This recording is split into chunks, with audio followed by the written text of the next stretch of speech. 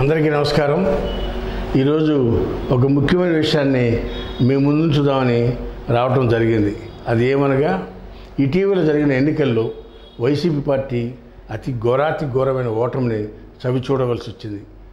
ఈ విషయంపై YCP party అధినేత జగన్మోహన్ రెడ్డి గారు, అభ్యర్థులుగా ఓడిపోయిన అభ్యర్థులు అందరూ కూర్చుని ఎలా జరిగింది, ఏమిటి, ఓటమి గల కారణాలు ఏంటి అనే విషయంలో ప్రతి అభ్యర్థి కూడా జగన్మోహన్ రెడ్డి గారి దగ్గరికి చేరి వారి అభిప్రాయాలు జగన్మోహన్ రెడ్డి గారు తెలుసుకోకుండా, జగన్మోహన్ రెడ్డి గారే అభ్యర్థులు, ఓటమి పాలైన అభ్యర్థులందరితో కూడా నేను అవ్వాతాతలకి డబ్బులు ఇచ్చాను, విద్యార్థులకు డబ్బులు ఇచ్చాను, అన్నా చెల్లెళ్ళకి డబ్బులు ఇచ్చాను, వ్యవసాయదారులకు డబ్బులు ఇచ్చాను, ఇలా ఆయన చేసిన పథకాల గురించి చెప్తున్నారు తప్పితే అసలు ఓటమి అనేది ఎక్కడ జరిగింది, ఎందుకు జరిగింది, అభ్యర్థుల యొక్క అభిప్రాయాలను తీసుకోవడం అనేది మనం ఇంతవరకు కూడా వారి సమీక్షలో ఎక్కడా కూడా మనం చూడలేదు. జగన్మోహన్ రెడ్డి గారు చేసిన సమీక్షలో వాళ్ళందరినీ నుంచోబెట్టు ఆయన చెప్తున్నారు తప్పితే అసలు ఒక్కొక్క అభ్యర్థి నీ అభిప్రాయాలు ఏంటి, నువ్వు ఎందుకు ఓడిపోయావు, నీ నియోజకవర్గంలో ఏం జరిగింది అని జిల్లాల వారీగా సమీక్ష అనేది ఇంతవరకు చేపట్టిన పాపాన పోలేదని చెప్పక తప్పదు. ఎందుకంటే రాజకీయ పార్టీ అన్నాక మన అభిప్రాయాలని మన నాయకుల మీదకి, మన కార్యకర్తల మీదకి రుద్దేదానికన్నా కూడా కింద స్థాయిలో కార్యకర్తలు ఏమన్నారు, నాయకులు కంటెస్టేషన్ అభ్యర్థులు ఏమన్నారు, వారి యొక్క ఫీడ్బ్యాక్ని అధినేత తీసుకుని ఉంటే చాలా బాగుంటుంది. గతంలో కూడా అదేవిధంగా జరిగాయి పార్టీల ఈ సమీక్షలు అనేది, ఆ విధంగా జరుగుతాయి. కానీ జగన్మోహన్ రెడ్డి గారు మరి దానికి భిన్నంగా ఆయనే చెప్తున్నారు తప్పితే అభ్యర్థులు, ఓటమి పాలు చెందిన అభ్యర్థుల యొక్క అభిప్రాయాలను తీసుకోవట్లేదు. ఇక్కడ చేయాల్సింది ఏంటంటే, ఉదాహరణకి కృష్ణా జిల్లా నుంచి ఒక నాయకుడిని పిలిచి పేరెంట్ నాని గారినో, కొడాల నాని గారినో, లేకపోతే జిల్లా నుంచి ఒకరు చొప్పున మాట్లాడమని, ఎందుకు ఓడిపోయాము, ఓడిపోవడానికి గల కారణాలు ఏంటి, ఒక్కొక్క నియోజకవర్గంలో 50,000, 60,000, 40,000, 30,000 మెజార్టీలతో ఓడిపోయాము, ఎందుకు జరిగింది, ఈ ఓటమి మీద విశ్లేషణ అనేది చేయాల్సిన అవసరం ఒక రాజకీయ పార్టీగా వైఎస్ఆర్సీపీకి మరియు రాజకీయ పార్టీ అధ్యక్షులుగా జగన్మోహన్ రెడ్డి గారికి తప్పనిసరిగా చేయాల్సిన అవసరం ఉందనేది చెప్పక తప్పదు. ఈ విషయంలో ఆ కోణంలో ఎక్కడా కూడా జరుగుతున్నట్టు మనకైతే అనిపించలే. ఎందుకంటే జగన్మోహన్ రెడ్డి గారు వారు చెప్తున్నారు తప్పితే వారు ఫీడ్బ్యాక్ తీసుకోవడంలో వైఫల్యం చెందారని మా అవగాహనలో చెప్పక తప్పదు. ఇకపోతే ముఖ్యంగా అసలు ఎందుకు ఓడిపోయాము, కులాల వారీగా ఓడిపోయామా, లేకపోతే మతం ప్రకారం ఓడిపోయామా, లేకపోతే మనం అభివృద్ధి చేయక ఓడిపోయామా?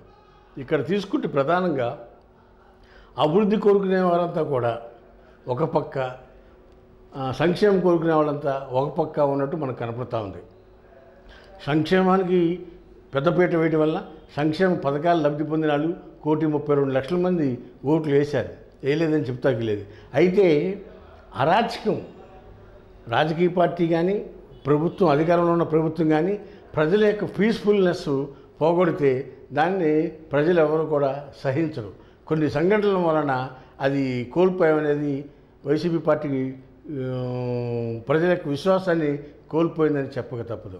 ఎందుకంటే డాక్టర్ సుధాకర్ కానీ, లేకపోతే అమర్నాథ్ గౌడ్ కానీ, లేదా ఇంకొక ప్లేస్లో జరిగిన ఇలాంటి హత్య రాజకీయాలు కానీ, లేదా దాడులు కానీ, వీటన్నిటికన్నా కూడా మించి భాషా దాడి, వక్ర భాషతో, బూతులతో అసెంబ్లీలో మాట్లాడినా, బయట మాట్లాడినా అది ఇంటాకి వినుసొంపుగా ఉన్న కార్యకర్తలకి, కాకపోతే ప్రజల మట్టుకు దాన్నింటినీ కూడా అవగాహన చేసుకుని గ్రహించుకున్నారు. ఇటీవల వైసీపీ నాయకులు మాట్లాడిన ప్రతి మాట కూడా ఆంధ్ర రాష్ట్రంలో ప్రజలు విన్నారు, దాన్ని గుర్తుపెట్టుకున్నారు. ఇలాంటి వ్యక్తులు రాజకీయాల్లో ఉండకూడదని చెప్పి తీర్పిచ్చారు ఈ సందర్భంగా. అయితే బూతులు మాట్లాడతాం ఒకటి, అభివృద్ధి అనేది లేకుండా పోవటం, రోడ్లు లేవు, ప్లస్ ఇండస్ట్రీస్ లేవు, ఉద్యోగాలు లేవు, ఇవన్నీ కూడా కోరుకున్నారు. అయితే ఇక్కడ ఒకటి మనం జరిగిన ఎన్నికల్లో మనం పరిశీలిస్తూ ఉంటే అగ్రవర్ణాలు కమ్మ, కాపు, రెడ్డి, బ్రాహ్మణు, వైశ్యాసు, రాజులు, వెలమాసు, ఇలా అగ్రవర్ణాలు ఎవరైతే ఉన్నారో వీరితో పాటు బీసీలు, వీరు కూడా 60% బీసీ ఓట్లు కూడా ఇటు వైసీపీకి వ్యతిరేకంగా ఓటు వేయటం వల్ల జగన్మోహన్ రెడ్డి గారు ఓడిపోయారనేది మనకు అన్ని ప్లేసుల నుంచి వస్తున్న సమాచారం ప్రకారం తెలుస్తూ ఉంది. అయితే వీటి మీద పోస్ట్ మార్టం చేయాల్సింది పోయి, నేను సోషల్ ఇంజనీరింగ్ చేశాను, నేను సంక్షేమ పథకాలు చేశాను, 130 సార్లు బటన్ నొక్కాను, నాకు 2 సార్లు నొక్కండి, నేను కలగన్నాను, ఇవన్నీ కూడా ప్రజలు రిసీవ్ చేసుకోవాలా. ఎందుకు చేసుకోవాలా? అరాచకం, బూతు భాష ప్రయోగము, లేకపోతే వ్యక్తుల మీద దాడి, లాంగ్వేజ్ దాడి, భాషతో మాట్లాడటం కూడా ఆ దాడిని కూడా తట్టుకోలేకపోయారు. మౌఖిక దాడి లేకపోయినా లాంగ్వేజ్ దాడి అనేది ఫస్ట్ టైం మనం చూస్తూ ఉన్నాం. ఇలాంటి వాతావరణం ఈ 1924 మధ్యలోనే కనపడింది. వ్యక్తులు మాట్లాడే భాషను కూడా ప్రజలు వ్యతిరేకించారనేది ఈ సందర్భంగా చెప్పగలప్పుడు. ఏది జరిగినా జగన్మోహన్ రెడ్డి గారికి పార్టీని 151 సీట్లతో ఎంత బ్రహ్మాండ రథం పట్టారో అదేవిధంగా అంతకన్నా ఎక్కువతో కుప్పగూలిపోయిన పేక మేడ ఎలా అయితే కుప్పగూలిపోతుందో ఆ విధంగా వైసీపీ పార్టీ కూడా పడిపోయిందనేది చెప్పక తప్పదు. ఇక్కడ ఒక విషయం చెప్పక తప్పదు. ప్రజలు సంక్షేమ పథకాలు ఇస్తే తీసుకుంటారు, కానీ వాళ్ళంతా కూడా స్థిరమైన ఓట్ బ్యాంక్ అని మనం అనుకుంటే మన తప్పు. ఎందుకంటే గడప గడప తిరిగిన సందర్భాల్లో ప్రజలు మౌనంగా ఉన్నారు తప్పితే మాకు ఎంత వచ్చింది అంత వచ్చింది అని చెప్తున్నారు తప్పితే దాని మీద కాన్ఫిడెంట్గా ధైర్యంగా మేమంతా మీ వెనకమాల ప్రభుత్వానికి అండగా ఉన్నాం అనేది ఎక్కడ చెప్పిన సందర్భాలు అయితే కనపడలేదు. ప్రజలు ఎప్పుడూ కూడా ఆశపరులు, లేకపోతే ఎవరైనా ఎక్కువ ఇస్తారంటే దానికోసం అటువైపు మరలిపోతారు. ఇవాళ ఆ ఓట్ బ్యాంక్ అంతా కూడా 70-80% ప్రజలకు మేము సంక్షేమ పథకాల ఫలాలు అందించాము, వారంతా కూడా నాయనకమాలే ఉంటారని ఏ రాజకీయ పార్టీ అనుకున్నా అది తప్పే. ఎవరు ఎక్కువ ఇస్తారంటే వారి వైపు టర్న్ అయిపోతుంది ఆ ఓటు. అది శాశ్వతమైన ఓటు కాదనేది ఈ సందర్భంగా చెప్పక తప్పదు. ఇకపోతే జగన్మోహన్ రెడ్డి గారి విషయంలో పార్టీ కేడర్ని, ఎమ్మెల్యేని కానీ, ఎంపీని కానీ, మంత్రులకు కానీ, ఒక జిల్లా స్థాయి నాయకులకు కానీ, కార్యకర్తలను కానీ కలవడం అనేది లేదు. అదే రాజశేఖర రెడ్డి గారు ఉన్నప్పుడు రోజు 2000 మందిని ఉదయం కలిసి వారి సమస్యలని రిప్రజెంటేషన్ తీసుకుని పరిష్కారం తీసుకుని అడుగులు వేసేవారు.